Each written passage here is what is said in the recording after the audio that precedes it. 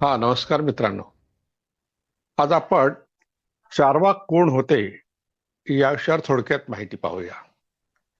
थोडक्यात यासाठी कारण चार्वाकांची जी माहिती उपलब्ध आहे ती थोडक्यातच आहे. हा एक भाग आहे. पण थोडक्यात आणखी यासाठी की थोडक्यात ती सांगता येत नाही, इतकी मोठी ती आहे. तर आपल्या भारतातलं जे काही तत्वज्ञान आहे, या तत्वज्ञानाचा जो आरंभ होतो तो चार्वाक दर्शनाने होतो. आणि चार्वाक दर्शनाचा एकही ग्रंथ उपलब्ध नाही. मग एकही ग्रंथ उपलब्ध नाही, मग त्यांची माहिती कुठे मिळेल आपल्याला? मग ते कसं शोधायचं आपण चार्वाक कोण होते? हा एक प्रश्न आहे आपल्या पुढे. पण त्याची उत्तरं सुद्धा आपल्याला मिळाली आहेत. आणि ती शोधण्याकरता प्रचंड मेहनत आपल्या पूर्वीच्या विद्वानांनी, अभ्यासकांनी केली आहे. आता तत्वज्ञानाबद्दलच एक प्रश्न आहे लोकांच्या मनात, की तत्वज्ञानाची काही गरज आहे काय? कारण विज्ञानाचे शोध लागलेले आहे. विज्ञानाच्या शोधांनी प्रगत झालेलं तंत्रज्ञान आपल्याला मिळालं आहे. त्या तंत्रज्ञानातून आपल्याला सगळ्या सुखसोयी मिळाल्या आहेत. सगळ्या सुखसोयी मिळाल्यावर मग तत्वज्ञान या काल्पनिक गोष्टीची काय गरज आहे? तर याही प्रश्नाचं उत्तर आपल्याला चार्वाकाच्या वागण्यातून दिसते. कारण चार्वाकांचं असं म्हणणं होतं, की जोपर्यंत जगणं आपलं चालू आहे तोपर्यंत सुखाने जगलं पाहिजे. आणि हा जो देह आहे, मृतदेह आपला मेला, आपण मरण पावलो आणि जाळलं. जाळल्यानंतर परत तर काही येत नाही. मग कशाला त्याच्या भानगडीत पडायचंय? पण हा देह आहे तोपर्यंत सुखाने जगणे. पण चार्वाकाच्या या तत्वज्ञानाचाही जो आशय आहे तो या 2-3 वाक्यातच किंवा एका वाक्यातच किंवा एका श्लोकातच सांगितला जातो. आणि चार्वाक या शब्दाची फोड करताना सुद्धा अभ्यासक सांगतात 4 वाक्यात जे सांगितले जातं ती चार्वाक असा एक अर्थ आहे. संस्कृतच्या व्याकरणानुसार तसा अर्थ होत नाही. कारण 4 हा शब्द काही संस्कृतमध्ये नाही, चतुर्थ शब्द आहे. पण अभ्यासकांनी असं का केलं? कारण त्यांना असं वाटलं की हे थोडक्यात सांगता येईल. आणि दुसरी गोष्ट अशी की चार्वाक शब्दाचा अर्थ काय काढायचा हा एक पेच लोकांपुढे पडला होता. त्या काही अभ्यासकांनी चारू आणि वाक हे 2 शब्द वेगळ्या अर्थाने वापरले. चारू नावाची एक स्त्री होती, तिच्या नवऱ्याचं नाव वाक होतं, असा एक अर्थ काढला. दुसरा एक अर्थ सरळ सरळ आहे. चारू म्हणजे चांगलं, वाक म्हणजे वाणी. म्हणजे ज्याची वाणी चांगली आहे, म्हणजे ज्याची वाणी लोकांना आवडत होती, त्याला चार्वाक म्हणायचं. याचा अर्थ लोकांच्या हिताची गोष्ट ते सांगत होते. लोकांना आवडत असेल, लोकांना सुख देत असतील असे शब्द ते वापरत होते. ते अशा प्रकारचे विचार वापरत होते, म्हणजे चांगले होते. म्हणून त्यांना लोकायत असंही म्हणतात. लोकायत या शब्दाची फोड संस्कृतच्या व्याकरणाने लोकेशु आयतः म्हणजे लोकांच्या हिताचा विचार करणारा समुदाय असा अर्थ काढला. मग ह्या दोन्ही गोष्टीचा एकच अर्थ आहे की लोकांना ते आवडतं ना. चारू म्हणजे चांगलं, म्हणजे लोकांना आवडतं. पण आवडतं म्हणजे चांगलं असेलच काय, हा एक पेचा आपल्या पुढे. दुसरा प्रश्न असा की लोकांना आवडणारी गोष्ट इतकी मोठी असेल तर ती शिल्लक का राहिली नाही, हा एक दुसरा प्रश्न आहे. मी आधीच म्हटलं की तत्वज्ञान या शब्दाची गरज काय आहे, हा जो प्रश्न पडतो आपल्याला त्याची उत्तरं चार्वकांनी निर्माण केलेल्या काही प्रश्नांमध्ये आहे. तर आपल्याकडे जे भारतीय तत्वज्ञान आहे ज्याला आपण मानतो, म्हणजे प्रमुख तत्वज्ञान ज्याला मानतो, ते वेदांत आहे. आणि ते प्रमुख नाही आहे खरं म्हटलं म्हणजे, पण ते प्रभावी आहे. आणि ते प्रभावी का ठरलं? इतर तत्वज्ञान इतकी चांगली उदात्त स्वरूपाची असताना का टिकली नाही, किंवा त्याचा गवगवा का होत नाही? जसं बौद्ध तत्वज्ञान हे भारतातलं सर्वोत्कृष्ट तत्वज्ञान आहे. बुद्ध हे व्यक्तिमत्व सर्वोत्तम असं ते व्यक्तिमत्व आहे. आणि आपण भारताबाहेर गेलो की भारताची ओळख ही बुद्धाचा देश अशी होते. आणि बाहेरून आलेल्या व्यक्तीला आपल्याकडे प्रधानमंत्री किंवा जो कोणी राष्ट्रपती असेल तो भगवद्गीता भेट देतो, बुद्धाची मूर्ती भेट देत नाही. पण बाहेर तुम्ही गेलात की बुद्धाची आठवण केल्याशिवाय तुम्ही काही बोलू शकत नाही पुढे. म्हणजे अशा तऱ्हेने बुद्ध हे मध्यवर्ती असं एक पात्र आहे भारताच्या तत्वज्ञानामध्ये, भारताच्या राजकारण, समाजकारण, सांस्कृतिक आणि आर्थिक सुद्धा ह्या सगळ्या व्यवस्थेमध्ये बुद्ध हे केंद्रवर्ती असं व्यक्तिमत्व आहे. म्हणून बुद्धाच्या आधी आणि बुद्धाच्या नंतर काय होऊन गेलं, यावर चर्चा इतिहासकार करतात. पण बुद्धपूर्व जग, बुद्धोत्तर जग अशी विभागणी भारताच्या इतिहासाची केली जाते. मग इतकं जर बुद्ध महत्वाचे आहेत तर भारतात ते का टिकले नाही हा दुसरा प्रश्न. भारतातून बौद्ध तत्वज्ञान बाद झालं काय, किंवा बौद्ध धर्म बाद झाला काय, किंवा बाहेर का गेला, त्याची कारण हा स्वतंत्र विषय आहे. पण बौद्ध तत्वज्ञानात त्यात काही बौद्ध तत्वज्ञानात त्याची मुळं काही आपल्याला सापडत नाही, या प्रश्नाची उत्तर सापडत नाही.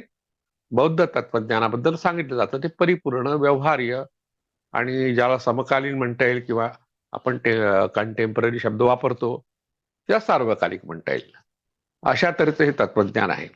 त्याच्या आधी बौद्ध तत्वज्ञान निर्माण व्हायच्या आधी चार्वाकाचं तत्वज्ञान, चार्वाकांचा संप्रदाय हा प्रभावी होता.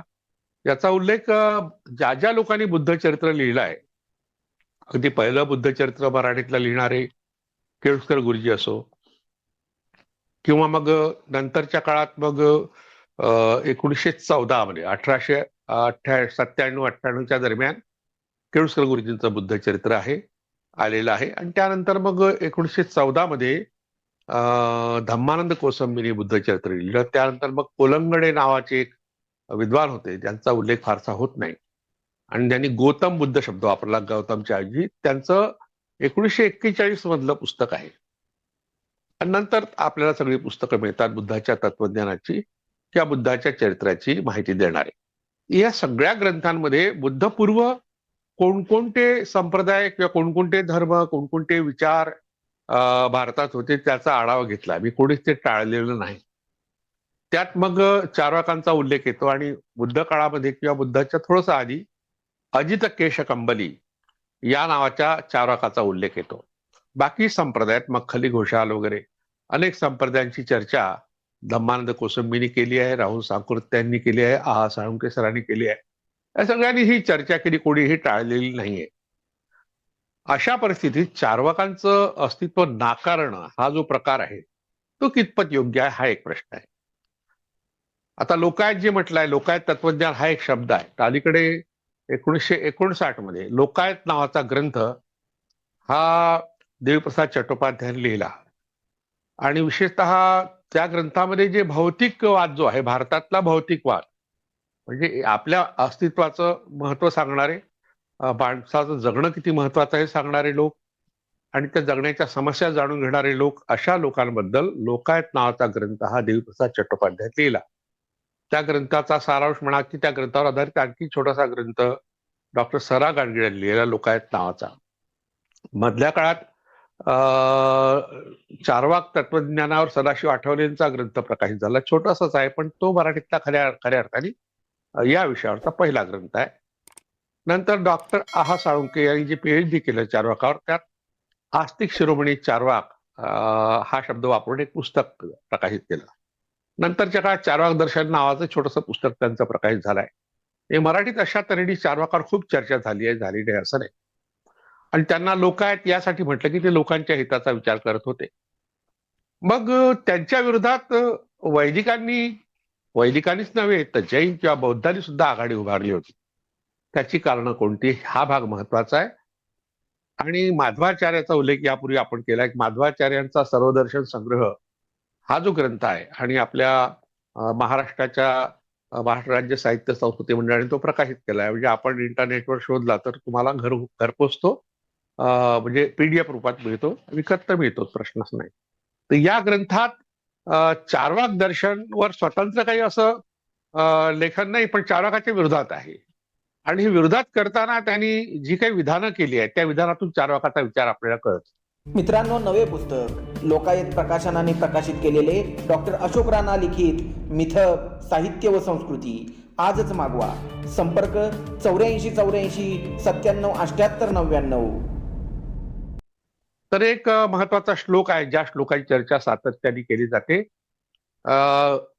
त्यात म्हटलं यावत जीवेत सुखम जीवेत, हे पहिलं वाक्य. म्हणजे 4 वाक्यामध्ये चार्वाकाचं तत्वज्ञान सांगितलं जातं असं काही अभ्यासकांचं म्हणणं आहे. त्यातलं पहिलं वाक्य आहे यावत जीवेत सुखम जीवेत, जोपर्यंत जगायचं तोपर्यंत सुखाने जगा. पुढलं वाक्य आहे ऋणम कृत्वा घृतम पिबेत, म्हणजे समजा तुम्हाला शरीराच्या पुष्टीसाठी शरीर चांगलं व्हावं, आपण सुखी राहावं, निरोगी राहावं, यासाठी कर्ज काढायची गरज पडली असेल औषध घेण्याकरता, म्हणा या ठिकाणी घृत म्हटलंय. जे तूप खायला हरकत नाही. तूप खाल्ल्याने जर रूप येत असेल, तूप खाल्ल्याने जर शक्ती वाढत असेल, तर कर्ज काढून तूप खा. ऋणम कृत्वा घृतम पिबेत, हे दुसरं वाक्य. तिसरं वाक्य आहे भस्मीभूतस्य देहस्य, म्हणजे भस्मीभूत होणारा हा देह. चौथं वाक्य आहे पुनरागमनम कुतः, पुन्हा कुठे मिळणार आहे. अशा 4 वाक्यात चार्वाकांचं तत्वज्ञान सामावलं आहे असं सांगितलं जातं. मग देवीप्रसाद चट्टोपाध्याय आणि नंतर ज्या लोकांनी यावर संशोधन केलं त्यांनी सांगितलं की चार्वाकाच्या मूळ विधानामध्ये किंवा मूळ विचारामध्ये ऋणम कृत्वा घृतम पिबेत हे वाक्य हे माधवाचार्यांनी टाकलं किंवा इतर अभ्यासकांनी टाकलं, नंतरच्या वैदिकांनी टाकलं. मुळात ते वाक्य आहे नास्ति मृत्युर्गोचरः. श्लोक असा आहे मुळात, ऋणम यावत जीवेत सुखम जीवेत नास्ति मृत्युर्गोचरः भस्मीभूतस्य देहस्य पुनरागमनम कुतः. म्हणजे जो पण जगायचा तो पण सुखाने जगा. कारण काय की भस्मीभूत नास्ति मृत्युर्गोचरः, म्हणजे मृत्यूला आपण आकलू शकत नाही, समजू शकत नाही, किंवा मृत्यूनंतर काही आपल्या हाती लागत नाही, एवढंच त्यांना म्हणायचं आहे. नास्ति मृत्युर्गोचरः. गो हा शब्द इंद्रिय या अर्थाने आहे. गोचर म्हणजे इंद्रियाला जाणवणारा. मृत्यूनंतर काय जाणवतं? काहीच जाणवत. मृत्यूनंतरचं जग जे आहे त्याबद्दल चार्वाकाची भूमिका स्पष्ट होती की मृत्यूनंतर काहीच नाही, मुळात काहीच नाही. जोपर्यंत जीवन आहे तोपर्यंत आपण आहोत, म्हणजे जगायचं तर सुखाने जगा. आता अशा तऱ्हेने आत्यंतिक सुखवादाची ही जी संकल्पना आहे तिला विरोध करताना वेदांती लोकांनी आणखी एक चार्वाकाचा श्लोक सांगितला. तो स्पष्टपणे विकृत आहे हे दिसून पडतं. त्यात म्हटलंय पित्वा पित्वा पुनर्पित्वा, प्या प्या पुन्हा पुन्हा प्या, तावत पित्वा यावत पततीनं भूतले. जोपर्यंत तुम्ही जमिनीवर खाली पडत नाही तोपर्यंत प्या. म्हणजे दारू इतकी प्या की जोपर्यंत तुम्ही आडवे होत नाही तोपर्यंत तुम्ही उभे राहिले तर पुन्हा प्या. पित्वा पित्वा पुनर्पित्वा. आणि पुढे त्यांनी म्हटलं आहे की पित्वा पित्वा तावत पित्वा यावत पततीनं भूतले. जमिनीवर पडेपर्यंत पित्रा, म्हणजे इतका जो अतिरेक आहे मद्यपानाचा तो अतिरेक करायला सांगितलाय चार्वाकांनी. अशा तऱ्हेचा एक विचार, अशा तऱ्हेचा श्लोक माधवाचार्याच्या सर्वदर्शन संग्रहामध्ये आहे. आणि तोच सांगितला जातो सातत्याने चार्वाकाच्या बदनामीसाठी. दारू पिण्याचं समर्थन करतो, अमुक गोष्टी समर्थन करतो. रजनीशांच्या एका भाषणामध्ये, एका प्रवचनामध्ये त्यांनी एका व्यक्तिमत्वाचा उल्लेख केला होता. आता ते नाव नेमकं आठवत नाही. तो प्रत्येक गोष्ट जी निसर्गाच्या घटकामध्ये दिसते त्यातून आनंदित होत असे. सकाळ झाली, सूर्य दिसला, दारू प्या. दुपार झाली, दारू प्या. अशा तऱ्हेने तो संध्याकाळ झाली तरी दारू प्या, रात्र झाली तरी दारू. तो आनंद व्यक्त करण्याचा एक प्रकार एका अशा कवीचा किंवा कलावंताचा होता. त्याचा उल्लेख त्यांनी केला की आनंद व्यक्त करण्याची ही तऱ्हा आहे. आता ही तऱ्हा आणि चार्वाकाची तऱ्हा सारखी आहे. म्हणजे दारू पिण्याचं एवढं महत्व का सांगितलं चार्वाकांनी? सांगितलं का खरं म्हटलं म्हणजे त्याचे कोणतेच पुरावे नाही. म्हणजे बदनामी करताना जे वाक्य तुम्ही चार्वाकाच्या तोंडी घातले ते वाक्य खरंच चार्वाकाचे होते काय? आणि चार्वाकाचे असतील तर मग त्याचं दर्शन जे आहे त्याचं नाव तरी का शिल्लक राहिलं? इतका आपण चर्चा का करतो? त्याचा संदर्भ का देतो? कारण असं म्हटलं जातं की चार्वाकांचे ग्रंथ हे जाळले गेले. ग्रंथ असतीलच प्रश्न नाही, कारण चार्वाकांचा उल्लेख हा बुद्धाच्याही एकंदर चरित्रामध्ये येतो. कारण ज्या ठिकाणी वत्सगोत्र ब्राह्मण प्रश्न विचारतो की ईश्वर आहे काय, आणि मग बुद्ध उत्तर देत नाही. नंतर पुन्हा तो काही वेळाने प्रश्न विचारतो की ईश्वर नाही काय, त्यावरही बुद्ध उत्तर देत नाही. तर तेव्हा कंटाळून तो निघून जातो, वत्सगोत्र ब्राह्मण निघून जातो.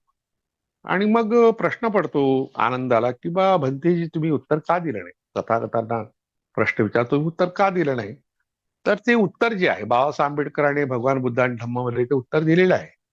तर त्यामध्ये त्यांनी म्हटलंय की जर मी ईश्वर आहे असं म्हटलं असतं तर मी शाश्वतवादी ठरलो असतो, आणि ईश्वर नाही म्हटलं असतं तर मी उच्छेदवादी ठरलो असतो. तर उच्छेदवादी लोक जे होते म्हणजे हे अलौकिक शक्ती किंवा कोणत्याही प्रकारची शक्ती जगात नाही आहे सृष्टीचं चालन करणारी असं मानणाऱ्या लोकांसाठी उच्छेदवादी शब्द वापरला बुद्धांनी, आणि तो स्पष्टपणे चारांगासाठी वापरलेला आहे.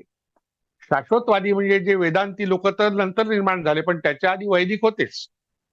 हे वैदिक हे जग हे नित्य आहे म्हणजे शाश्वत आहे असं मानत होते, आणि बुद्ध म्हणत होते हे अशाश्वत आहे, अनित्य आहे, म्हणजे सतत बदलत राहतं. परिवर्तनशीलता ही सृष्टीची सृष्टीचं वैशिष्ट्य आहे, म्हणजे माणूस सृष्टीचा एक घटक आहे.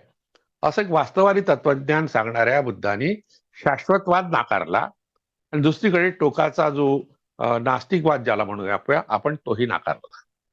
तर असं टोकाला जाणं, दोन टोकं टाळणं हे बुद्धाचं वैशिष्ट्य मानलं जातं. म्हणून बुद्धाचं तत्वज्ञान टिकण्यामागचं एक कारणही सांगितलं जातं की त्यांनी टोक कोणतेही गाठायचा आणि मध्यम मार्ग स्वीकारायचा. पण चार्वाकाचा उल्लेख या ठिकाणी उच्छेदवादी हा आला आहे, त्याला कारण त्यांनी सर्व काही नाकारलं होतं. पण खरंच असं असेल का? कारण ही गोष्ट आपण जी सांगतो आहे बुद्धाच्या तोंडी, ही अट्टकथातून आली. अट्टकथा ज्या आहेत त्या 5व्या शतकात तयार झाल्या, आणि त्यामध्ये अर्थ सांगण्याचा प्रयत्न केला. अर्थकथा त्याचं म्हणजे संस्कृत रूपांतर आपण करायचं झालं की मराठी रूपांतर करायचं झालं तर अर्थ सांगणाऱ्या कथा, जो आशय आहे त्रिपिटकामध्ये तो सांगण्याचा प्रयत्न ज्या कथांमधून केला गेला त्याला अट्टकथा म्हणतात. आता ही जी घटना घडली, अट्टकथाची निर्मिती, ती बुद्धाच्या 1000 वर्षानंतर, म्हणजे बुद्धाच्या महापरिनिर्वाणानंतर 150 वर्षानंतर बुद्धाच्या वचनांचा संग्रह करण्यात आला, आणि बुद्धाच्या महापरिनिर्वाणानंतर 500 वर्षानंतर महायान संप्रदाय निर्माण झाला. या घटना आपण पाहिल्या तर मग महायान पंथाच्या निर्मितीनंतर 5व्या शतकात म्हणजे पुन्हा 500 वर्षानंतर अट्टकथा निर्माण झाल्या. हे आपण जो संदर्भ घेतो सातत्याने, जे काही अभ्यासक आहेत बुद्ध चरित्र लिहिणारे ते अट्टकथाचा जास्त घेतात आणि अशोघोषाच्या बुद्ध चरित्राचाही घेतात, दोन्हीचाही घेतात, नाही असं नाही, पण सगळ्यात जास्त प्रभाव अट्टकथांचा आहे. तर अशा तऱ्हेने उच्छेदवादी ठरवलं आपल्याला चारकांना नाकारता येतं का, हा एक प्रश्न आहे. कारण चारकांनी दुसरी एक गोष्ट फार महत्वाची केलेली आहे की माणसाला विचार करायला भाग पाडलं. विवेकवादी तत्वज्ञान ज्याला म्हणतात, विचार करणारा तत्वज्ञान, आणि त्यासाठी काही गोष्टी चार्वाकाच्या सांगितल्या जातात. मराठी दर्शनच्या रसिक मित्रांनो, सनई प्रकाशनाने प्रकाशित केलेली डॉक्टर अशोक राणा यांची पुस्तकं अगदी सवलतीच्या दरात. दडलेला इतिहास उलगडण्यासाठी डॉक्टर अशोक राणा यांच्या पुस्तकांची पाने उघडा. ही पुस्तकं मागवण्यासाठी स्क्रीनवर दिलेल्या नंबरवर आत्ताच संपर्क करा. 8626 98 57 34. तर त्यातली एक महत्वाची गोष्ट म्हणजे आपण पिंडदान करतो. आता पिंडदानाची प्रथा तेव्हा होती की नाही हा एक मुद्दा आहे, पण एक सांगितलं जातं की असेल कदाचित त्या काळातही, कारण मृत्यूनंतरच्या जगावर विश्वास ठेवणारा एक वर्ग त्या काळात होता. आता हा काळ कोणता आहे तर 2600 वर्षापूर्वीचा काळ आहे. हे बुद्धाच्या समकालीन किंवा बुद्धाच्या थोडासा आधीचा काळ आहे.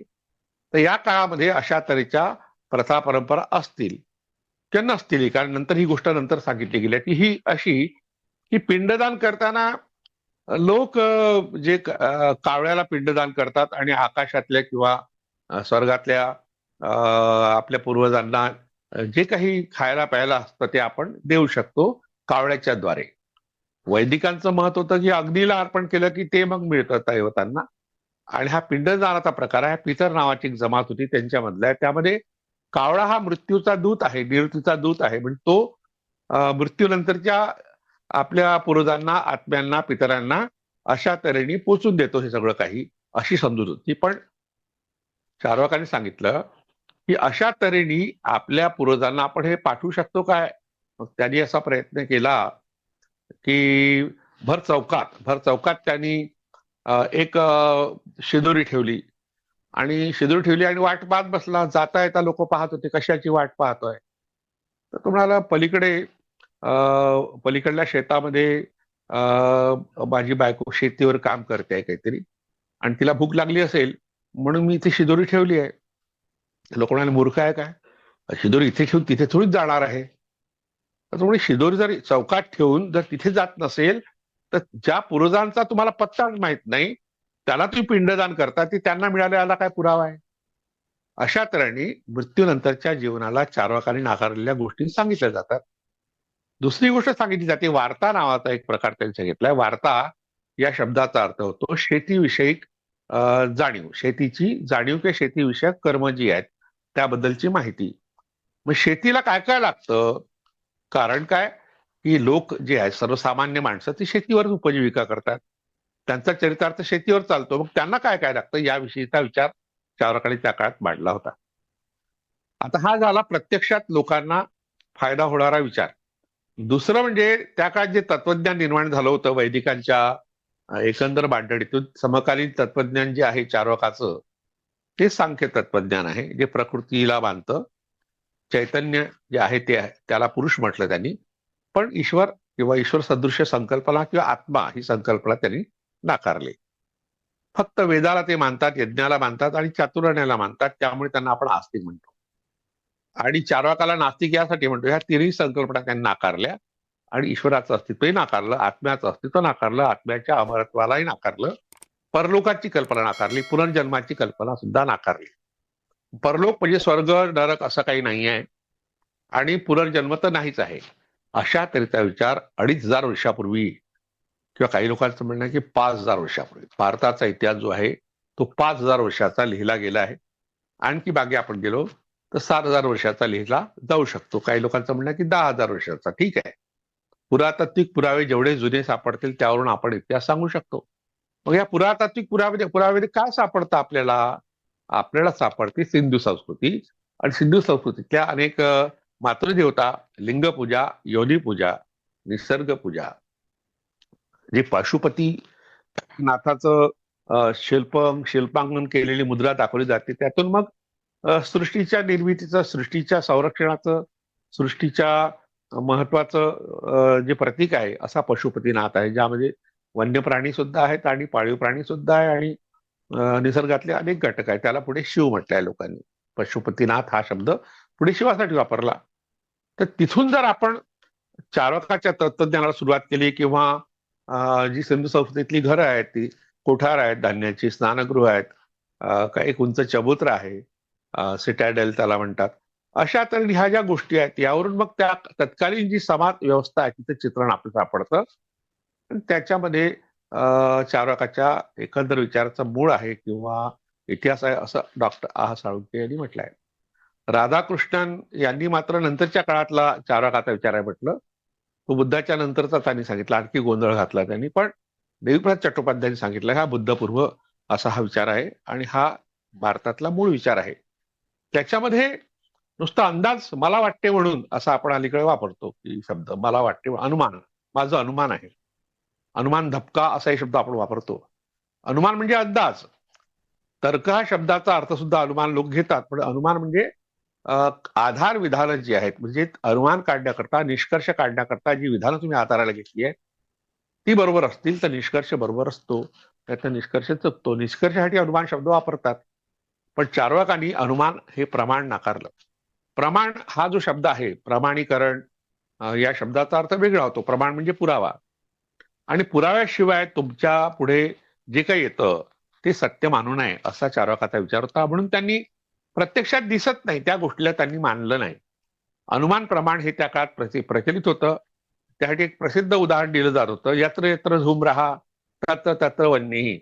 ज्या ज्या ठिकाणी धूर आहे त्या त्या ठिकाणी आग असलीच पाहिजे. आता आपण बातम्यांमध्ये किंवा भाषणांमध्ये नेत्यांच्या एक शब्द वापरतो, हा धूर आहे म्हणजे आग आहे.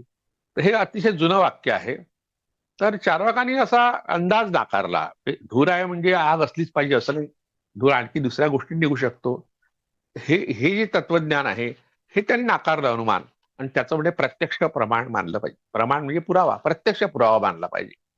तर एक उदाहरण दिलं चार्वाकांनी की एका गावात लांडगा आला की कोल्हा आला अशी आवई उठली, आणि कोणी उठवली तर एका व्यक्तीने चार्वाकांच्या विरोधात त्यांच्या अनुमान प्रमाणाला त्यांनी विरोध केला होता.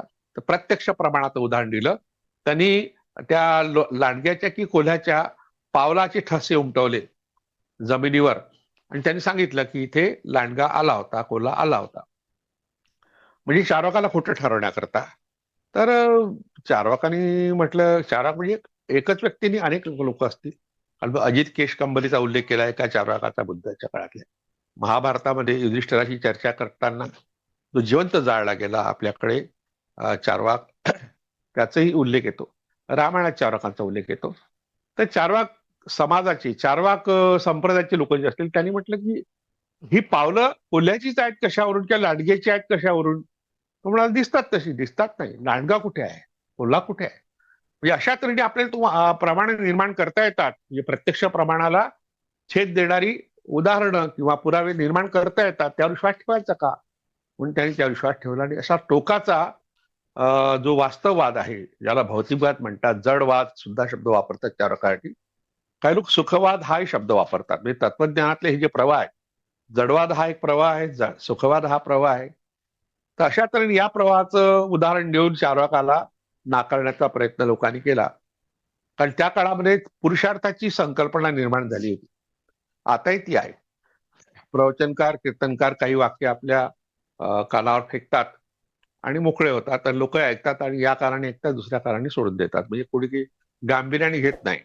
तर 4 प्रकारच्या पुरुषार्थाची संकल्पना भारतीय तत्वज्ञानात रुजलेली आहे. धर्म, अर्थ, काम, मोक्ष. धर्म महत्वाचा आहे, अर्थ म्हणजे पैसा महत्वाचा आहे, काम म्हणजे ज्या इच्छा आहे, आपल्या आकांक्षा आहेत त्या महत्वाच्या आहे, आणि सगळ्यात शेवटी मोक्ष. चारकांनी मोक्ष आणि धर्म ह्या दोन्ही संकल्पना नाकारल्या. त्यांचं म्हणणं आहे की हा काही पुरुषार्थ नाहीये. महत्वाचा अर्थ आहे, पैसा महत्वाचा आहे, आणि काम महत्वाचं आहे, आपल्या इच्छा आकांक्षा पूर्ण करणं किंवा कामवासना, लैंगिक वासना पूर्ण करणं हे महत्वाचं आहे. म्हणून अर्थ आणि काम ह्या 2 पुरुषार्थांना त्यांनी मान्यता दिली. त्यांनी सांगितलं हे धर्माला काही अर्थ नाही, कारण धर्माचं स्वरूपच निश्चित नसतं, ते बदलत राहतं. आणि धर्म हा नियंत्रण करतो, महत्वाचं म्हणजे माणसावर नियंत्रण करतो. तर माणसावर नियंत्रण असू नये, माणसाने स्वतःच नियंत्रण करावं, आपला नैतिक धर्म त्यांनी प्रस्थापित करावा, नीतीच्या कल्पना मानाव्यात, पण धर्माच्या मागे धावण्यात काही अर्थ नाही. अशा प्रकारचा विचार त्या काळात त्यांनी मांडला.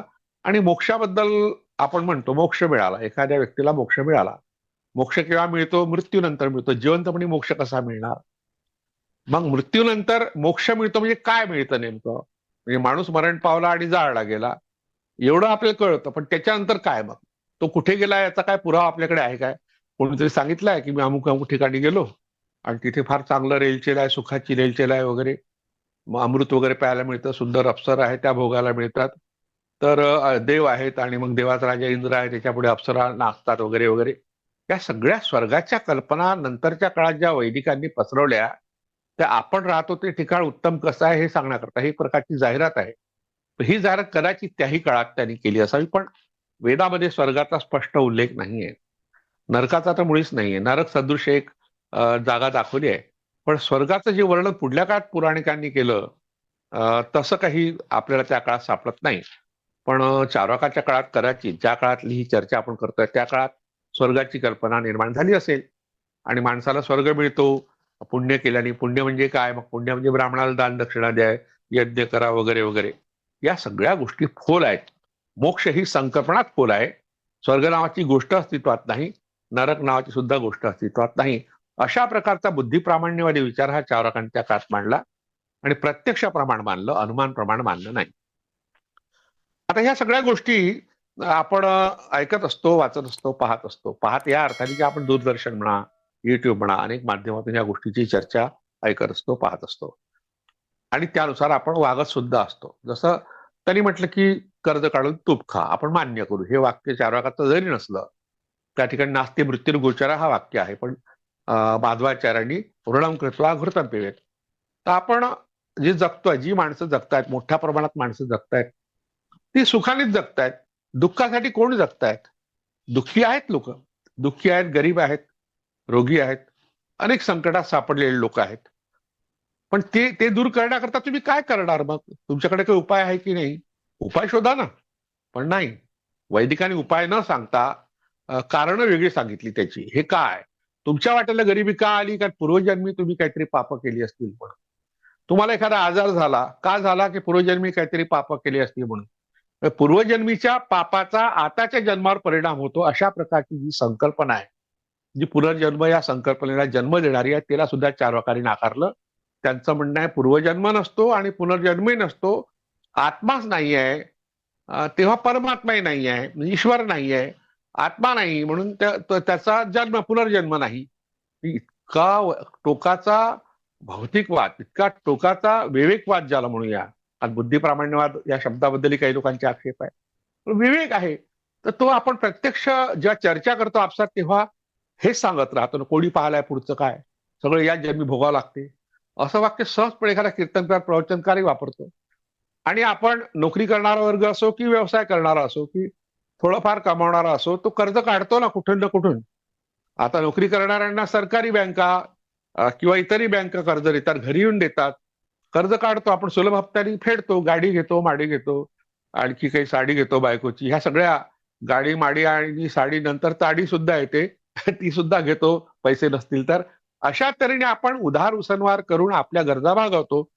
हे जे आपलं वास्तव आहे आजचं, ते चार्वाकाच्या विचाराला अनुसरून आहे. म्हणजे चार्वाक अजून जिवंत आहे, तो टोकाचा आहे, म्हणून त्याला नाकारण्याचा प्रयत्न जैन आणि बौद्धांनी केला.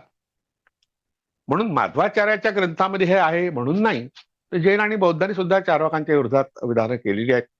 आणि जैन आणि बौद्धांनी का केली त्याची कारण आपण पुढे पाहू. पण महत्वाचं हे की तो लोकांच्या हिताचा विचार करणारा एक मोठा समुदाय होता. त्याचं एक स्वतंत्र तत्वज्ञान होतं, ते विवेकवादावर आधारित होतं. आणि हे तत्वज्ञान जे आहे ते विज्ञानवादाला पूरक होतं, म्हणजे विज्ञानाच्या शोधांना पूरक होतं. विज्ञानाचे शोध तेव्हा लागले नव्हते. म्हणजे 20व्या शतकाच्या पूर्वार्धात हे सगळे शोध लागले, मूलद्रव्याचा शोध म्हणा की इतर शोध लागले, आणि त्यामुळे आपल्याला सगळं तंत्रज्ञान उपलब्ध झालं. ही गोष्ट आपण 2600 वर्षापूर्वीची करतोय. ज्या तत्वज्ञानाची चर्चा जैन आणि बौद्धांनी आपापल्या परीने केली, त्याला नाकारण्याचा प्रयत्न केला, ते अस्तित्वात होते. त्याची वर्णनं आहेत, अजित केशकंबरीची वर्णन आहेत. पण चार्वाकाचा काळ आणखी मागे नेता नेता तो 5000 वर्षापर्यंत मागे नेण्याचा प्रयत्न काही अभ्यासकांनी केलाय. का केला आहे? कारण तेव्हा वैदिक तत्वज्ञान पुरेसं रुजलं नव्हतं. वैदिकांचे जे तत्वज्ञान आहे जे पुढे आलं, आता ते केव्हा आलं त्याचाही काळ खूप जुना नाही आहे, तो 2500 वर्षापूर्वीचा आहे. म्हणजे बुद्धाच्या थोडं 100 वर्ष आधी, 2600 वर्षापूर्वीचा तो काळ आहे, 2600-2700. आणि त्याच काळात खरा संघर्ष सुरू झाला. आणि यज्ञाचं जे अतिशय महत्व वाढलं होतं, ज्यामध्ये वैदिकांना खाण्यापिण्याची सुबत्ता होती, सगळं आयतं मिळत होतं, कष्ट करण्याची गरज नाही, शेती करण्याची गरज नाही. ज्यांनी शेती केली आहे, ज्यांनी कष्ट केले आहेत, त्यांच्या कष्टातून निर्माण झालेली संपत्ती आहे ती आयती लुटायची, ही लुटमार होती यज्ञाच्या नावाने होणारी. त्या यज्ञाला विरोध केला चार्वाकांनी. नंतरच्या काळात बुद्धांनी सुद्धा विरोध केला, जैनांनी विरोध केला.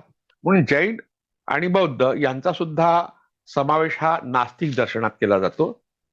पण पुढल्या काळात बौद्धांनी आत्म्याला सुद्धा स्वीकारलं, पुनर्जन्माची संकल्पना वेगळ्या पद्धतीने स्वीकारली. जैनांनी सुद्धा ह्या दोन्ही संकल्पना स्वीकारल्या. जैन थोडेसे आणखी मागे गेले, बौद्ध त्या मानाने बरेचसे टिकून राहिले, अजूनही टिकून आहेत. पण चार्वाकाचा मात्र नामो उल्लेख कुठे होत नाही, नाम निशाण शिल्लक नाही आपण म्हणूया, पण त्यांचे विचार मात्र शिल्लक आहे. आजही आपण चार्वाकांच्या विचारावर चालतो, कारण चार्वाकांनी सांगितलं की भौतिक जग हेच खरं जग आहे, आध्यात्मिक वगैरे या शब्दाला काही अर्थ नाही. आध्यात्मिक शब्दच नंतर निर्माण झाला. आपण अध्यात्म आणि आध्यात्मिक संकल्पना यावर केव्हा तरी चर्चा करू. धर्म आणि अध्यात्माचा याचा प्रत्यक्ष संबंध काय आहे? आणि अध्यात्म शब्दामध्ये आत्मा हा शब्द येतो. आत्माच नाकारला तर मग काही अध्यात्म शब्दाला अर्थ नाही आहे. बुद्धाने आत्मा नाकारला, तर बुद्धाच्या संदर्भात बोलताना सुद्धा अध्यात्म शब्द वापरणं चुकीचं आहे. जैनांनी नाकारला. हे तिन्ही संप्रदाय अतिशय महत्वाचे आहेत. या तिन्ही तत्वज्ञानांनी भारताला एक समृद्ध असा विचार दिला. यापूर्वी मी सांगितलं तत्वज्ञानाची गरज काय आहे, तर गरज यासाठी आहे की विज्ञान जे आहे ते परिपूर्ण आहे, याबद्दल वाद नाही. विज्ञानाने आपल्या सगळ्याच प्रश्नांची उत्तरं दिली आहेत. काही लोक म्हणतात की विज्ञान जिथे संपतं तिथे अध्यात्म सुरू होतं. अतिशय खोटं वाक्य आहे. अध्यात्म ही संकल्पनाच खोटी आणि भोंगळ कल्पना आहे, पण ती वापरली जाते यासाठी की आपल्या जबाबदारी आपण नाकारतो. विज्ञान तुम्हाला जमिनीवर आणायला सांगतं, आकाशात काय काय तेही सांगतं, स्वर्ग काय नाही आहे की नाही यावर चर्चा करत नाही, पण काय आहे सांगतं. विज्ञानाचं काम आहे काय आहे, कसं आहे, का व कसं, या दोन प्रश्नाच्या उत्तरातून विज्ञानाच्या प्रक्रियेला सुरुवात होते आणि आपल्याला विज्ञानाचे सगळे शोध किंवा विज्ञानाचे फायदे मिळतात. पण कसे आणि का या प्रश्नाच्या पलीकडे तत्वज्ञानाचा प्रांत सुरू होतो. तो असा, काय असावं. तत्वज्ञान हे आदर्शी शास्त्र आहेत आणि विज्ञान जी आहे ती प्रात्यक्षिक शास्त्र आहे. शास्त्राचे दोन प्रकार आहे, आयडियल सायन्स आणि प्रॅक्टिकल सायन्स असे दोन प्रकार मानले गेले. तत्वज्ञान हे थिअरॉटिकल आहे, सैद्धांतिक आहे, मान्य आहे. पण माणसाच्या डोक्यामध्ये जो मेंदू आहे, तो जो विचार करतो आहे, तर कित्येक वर्षापासून, माणूस जेव्हापासून निर्माण झाला 2-3 लाख वर्ष किंवा आणखी आपण मागे जाऊया, पण साधारणतः 3-3.5 लाख वर्षापर्यंत मागे जाऊ शकतो आपण. आताचा प्रगत मानव निर्माण व्हायला त्या काळापासून त्यांनी जे जे अनुभव घेतले ते सगळे अनुभव आपल्या मेंदूमध्ये साठवले आहेत. हे आपला मेंदू फक्त आपलाच नाही आहे. अनेक पिढ्यांनी जे अनुभव घेतले त्या अनुभवातून तयार झालेले जे काही सॉफ्टवेअर असेल ते सॉफ्टवेअर आपल्या मेंदूमध्ये आहे आणि त्यांनी मग विचार करण्याची प्रक्रिया, विचार करण्याची पद्धत मेंदूनी स्वतःच विकसित केली आणि तो अनुभवावर आधारित तो मेंदू आहे. मेंदू आपला एकट्याचा नाही आहे, आपल्याला तो मिळालेला वारसा आहे आणि त्या वारशावर आपण हक्क सांगतो खरं, पण हक्क सांगताना जबाबदाऱ्या नाकारतो. तो विचार करायला भाग पाडतो, कारण त्यांनी खूप काही पाहिलंय, खूप काही अनुभवलंय, खूप काही त्याला जाणवलंय आणि त्यातून मग त्यांनी एक तर्क पद्धती स्वतःची तयार केली आहे. ती तर्क पद्धती ही आपल्या मेंदूमध्ये आहे आणि त्यातून मग आपण कोण, आपण कुठून आलो, जाणार कुठे, हे जे प्रश्न निर्माण होतात त्या प्रश्नांची उत्तर इतकी सोपी नाही आहेत, पण विज्ञानाने दिली आहेत. चार्वाकांनी तर 5,000 वर्षापूर्वी दिली आहे किंवा 2,500 वर्षापूर्वी दिली आहे. त्यांनी म्हटलंय काहीच नाही, मृत्यूनंतर काहीच शिल्लक राहत नाही, त्यामुळे कुठे गेलो या प्रश्नाला काही अर्थ नाही. प्राणवायू जो आहे, आपला श्वास आहे, तोच सर्व काही आहे आणि त्याच्या पलीकडे तुमच्या शरीरात काय काय काय काय आहे ते शोधण्याच्या भानगडीत पडण्यात काही अर्थ नाही. आलास असं गेलास असं, दोन सासाचं अंतर, बहिणाबाई चौधरींनी म्हटलंय. माणसाचं आयुष्य 2 श्वासाच्या मध्ये आहे. आपण जन्मतो, श्वास घेतो, मृत्यू होतो, श्वास जातो, बस एवढंच आपलं आयुष्य आहे. हे चार्वाकांनी 2,500 वर्षापूर्वी किंवा 5,000 वर्षापूर्वी सांगितलेलं आहे. हे वास्तव आहे आणि हेच विज्ञानाने सातत्याने सांगितलेलं आहे. तत्वज्ञान मात्र त्या पलीकडला विचार का करतं? कारण तत्वज्ञान हा तत्वाचा विचार आहे. तत्व ते असणं, त्याचं असणं. आता माणसाचं असणं, विचाराचं असणं, मूल्यांचं असणं किंवा आत्म्याचं असणं किंवा परमात्म्याचं असणं, या सगळ्यांच्या असण्याबद्दल त्याच्या मनात ज्या कल्पना आल्या त्याला वाटलं किंवा नाही, असं नाही. माणूस मरण पावला म्हणजे सर्व काही संपत नाही.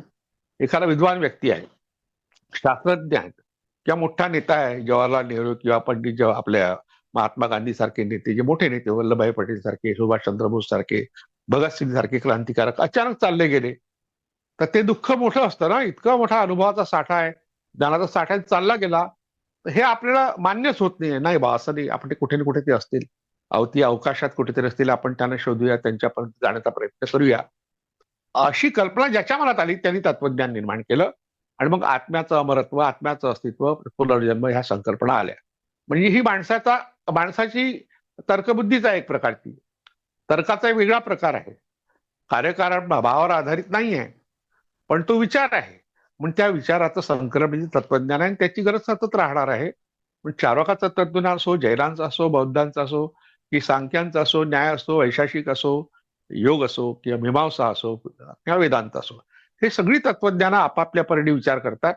त्या तत्वज्ञानाचा परामर्श घेणं आवश्यक आहे. आपल्याला ते समजून घेणं आवश्यक आहे. कारण आपण टीव्हीवर जे प्रवचनकार सांगतात ते ऐकतो, त्यात तत्वज्ञानापेक्षा चमत्काराचा भाग जास्त असतो. आता कुंभमेळ्यामध्ये जो गोंधळ आपण पाहतोय की काही लोक चमत्कार करतात, आग लावतात वगैरे वगैरे. आपण यापूर्वी पाहिलं, ते आग लावू शकतात पण आग बुझवू शकत नाही. तर हा जो हेडीस प्रकार आहे कुंभमेळ्याच्या निमित्ताने आज पाहतोय, खरं म्हटलं म्हणजे याच्या मुळाशी श्रमण योग्यांची संस्कृती आहे, ज्यांनी त्याग केलाय, ज्यांनी शरीराची जी शुद्धता आहे, शरीराची ताकद क्षमता वाढवण्याचा प्रयत्न केलाय. चार्वाकाच्या विचाराला अनुसरून आहे. चार्वाकांनी हाच प्रकार केला. शरीराला महत्व दिलं म्हणून त्याला देहात्मवादी म्हणतात, देहवादी सुद्धा म्हणतात. आत्मा नसून देह हाच आत्मा आहे असं मांडणारे लोक म्हणजे चार्वाक. हे जे कुंभमेळ्यातले साधू आहे, खऱ्या अर्थाने त्यांचं जे वागणं आहे, म्हणजे बाकी हिडीस प्रकार जाऊ द्या, किळसवाणा प्रकार जाऊ द्या, पण शरीराला इतकं महत्व देणं आत्म्यापेक्षा, हा चार्वाकाला सुचलेला विचार आहे. चार्वाकाच्या विचाराला अनुसरून फक्त त्यांच्यावर जे रोपण झालं आहे, जसं एका साध्वीनी परवा म्हटलं की हम सनातन आहे. आता सनातन आलं कुठून? सनातन नावाचा धर्म जगाच्या पाठीवर अस्तित्वात नाही. हिंदू धर्माला नाकारून सनातन शब्दाचं महत्व वाढवणे, तो धर्म काय अजून कोणी सांगितलंच नाही. हा गोंधळ जो आहे तत्वज्ञानाचा, तो गोंधळ अजूनही का सुरू आहे? कारण चार्वाक आपल्याला नीट समजला नाही, जैन समजले नाही, बौद्ध समजले नाही, सांख्य समजले नाही, न्याय दर्शन समजले नाही, योग दर्शन नाही समजलं, वैशेषिक दर्शन जे विज्ञान दर्शन मानलंय ते समजलं नाही. तत्वज्ञान हे मागे पडलं आणि एकच तत्वज्ञान पुढे आलं, ते म्हणजे वेदांत. जे उत्तर मीमांसा म्हणतो की फक्त ईश्वरच आहे, ईश्वरच सत्य आहे आणि ईश्वराच्या इच्छेशिवाय झाडाचं पान हलत नाही, आपलं सगळं जगणं हे माया आहे, व्यर्थ आहे. तर अशा तऱ्हेने आपण चार्वाक दर्शनाचा थोडक्यात विचार केला. चार्वाक दर्शन हे अतिशय तिरस्कृत मानलं गेलंय वैदिकांच्या दृष्टीने आणि टोकाचं असल्यामुळे जैन आणि बौद्धांनी त्यांना विरोध केलेला आहे. महाभारतामध्ये, रामायणामध्ये त्यांचा उल्लेख येतो आणि त्यानंतरचे काही संदर्भ अनेक ग्रंथामध्ये येतात, पण त्यांचे मूळ ग्रंथ मात्र नाहीसे करण्यात आले, कारण अतिशय टोकाचं हे तत्वज्ञान होतं. आजही आपण पाहतो की अनेक लोक टोकाचं तत्वज्ञान मांडतात, विशेषतः साम्यवादी लोक जे आहेत ते टोकाचं तत्वज्ञान मांडतात. पण चार्वाकांचा विचार जो मोठ्या प्रमाणात मांडला गेला इंग्रजी भाषेत आणि हिंदी भाषेत, तो साम्यवादी लोकांनीच मांडला. कारण भौतिकवादाचा तो भारताचा फार जुना इतिहास आहे आणि भौतिकवादाचे फायदे आपण सगळे घेत राहतो, पण भौतिकवादाला विरोधी करीत असतो. तर त्या मागची कारणं शोधायची असेल तर चार्वाक दर्शन समजून घेणं आवश्यक आहे. आणि चार्वाक दर्शन समजून घ्यायचं असेल तर जैन आणि बौद्ध ही दोन्ही दर्शन समजून घेणं आवश्यक आहे. आणि चार्वाकांच्या दर्शनाच्या निर्मितीला कारणीभूत असलेलं जे वैदिक दर्शन आहे, त्या वैदिक दर्शन, ज्याला आस्तिक दर्शन म्हटलंय, त्याचाही परिचय आपण थोडक्यात करून घेणं आवश्यक आहे. पुढल्या काही भागात आपण तो परिचय करून घेऊ. तर या ठिकाणी आपण थांबूया.